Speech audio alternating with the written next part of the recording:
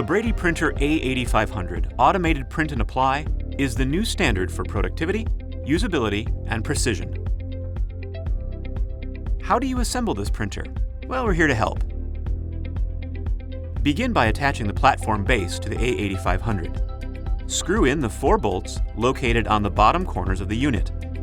2 guide pins ensure the A8500 and its platform are lined up just right. Next, mount the applicator arm to the main unit.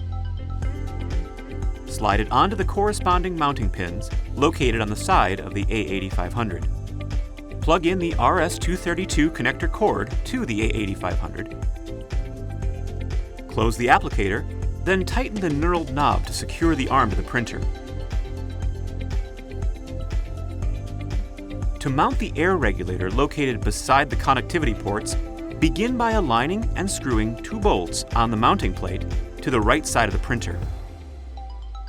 The A8500 features multiple options for connectivity: an SD port, 2 USB slots, a PC USB connection, an Ethernet port, an RS-232 port, and a 25-pin sub-D connector.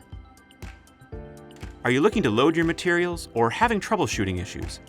Visit our website and view our other videos to learn more about the BradyPrinter A8500 Automated Print and Apply.